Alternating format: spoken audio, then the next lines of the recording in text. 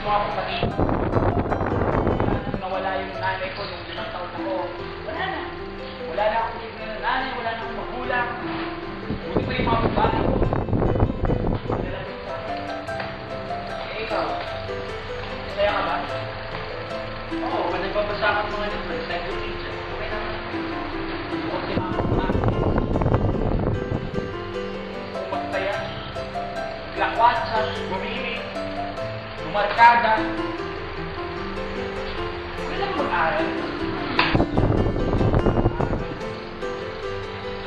Oo, wala. Bobo na ata ako. Wala na siguro kapag-asa, no? Ano, baka kaya mo yan. Alam mo, pareho nagtatrabaho yung tatay natin. Tingnan mo ko. Hindi niya ako nakikita. Hindi niya ako nasusubaybayan. Lagi naman ganyan eh. Oh, ba't nagpapakahirap yung magulang mo? Dahil di naman sa'yo yan eh.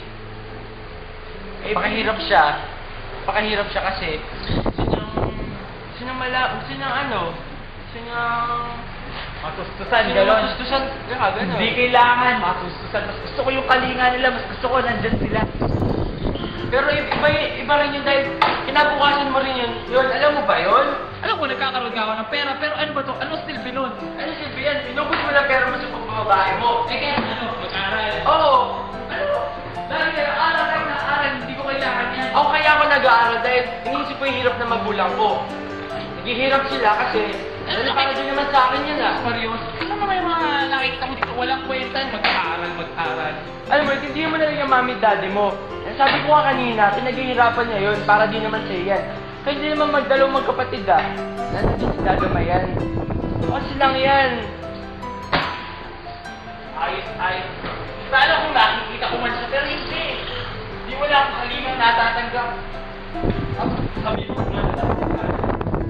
Ayun mo. Ang palalaswari, yung mga babae, wala ba?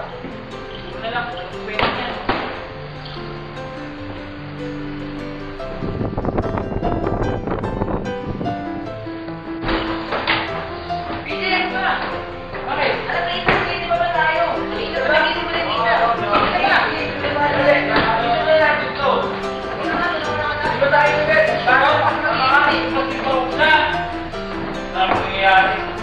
Pahinga ko ba dahil ko mag-isip ba? Oo! Magdala mo na rin yung mami dahil tagal na! Wala! Mapabuhay pa rin sa salang nanay ko? Ano ba? Magsisimba ka ba? Simba! Wala na! Tagal ko na kinalimutan yun! First Friday lang naman ako sisimba. Sa'yo, sisimba ka lang, dapat sayang ako. Birthday na po! Simba tayo! Tara! Alam mo ba, ayoko nga eh! Ayoko nga eh! Alam mo ba, dapat nagpapadalamat ka dahil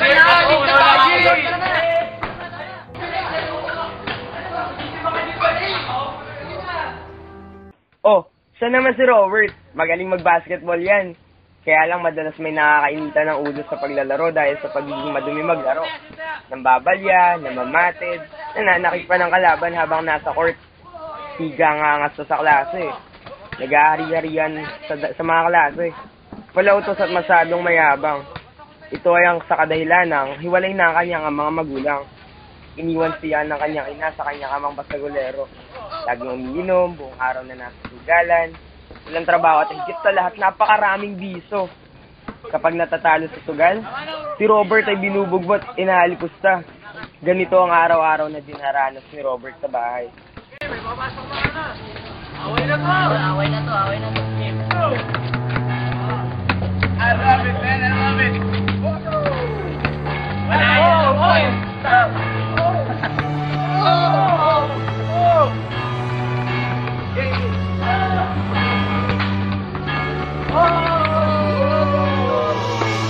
Uy! Mga papit! Uy! Ano? Parang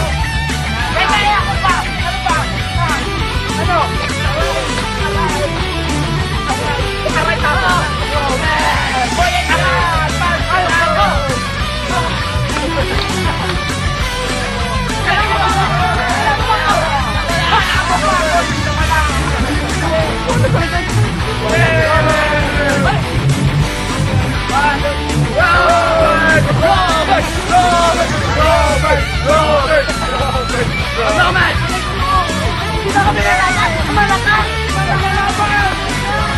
Mga idol!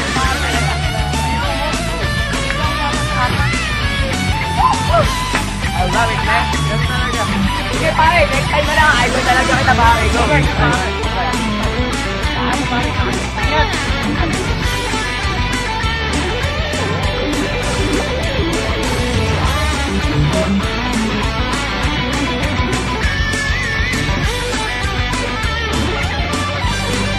Mahal ka ba? Nandito ka ba? Ha? Doon na lang ba? Sige. Mahal ko mo. Wala. Kaya ito.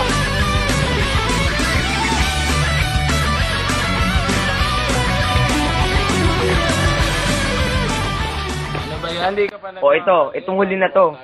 Ito si Lance. Isang matalino at masipag na mag-aaral. Grabe, palagi naunguna sa klase namin yan eh. Puring-puri nga yan ng mga teachers namin. Idol nga namin yan sa klase. Inspirasyon kasi niya sa pag-aaral. Yung mga magulang niya na hindi nagkulang ng pagsuporta at paggabay sa kanya. Lagi kasi siyang tinutulungan ng kanyang ama sa pag-aaral. Napalaki siya ng wasto, matulungin, magalang, at higit sa lahat, walang kapintasan. Isa siyang huwarang kabataan dahil na rin sa kanyang mga magulang. Pagod?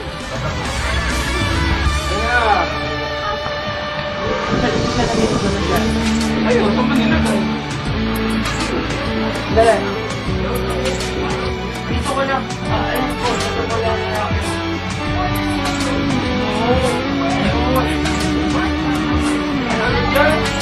No, merit card. First naman. Hindi ko na nakukuhin kasi nag-trophy siya. Meron din ako total na ako.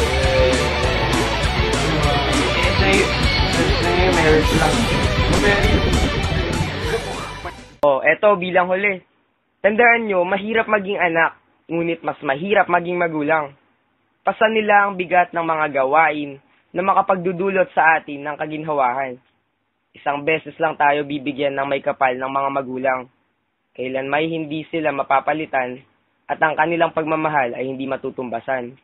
Tandaan nyo, lahat ay nagiging anak, pero hindi lahat ay nagiging magulang.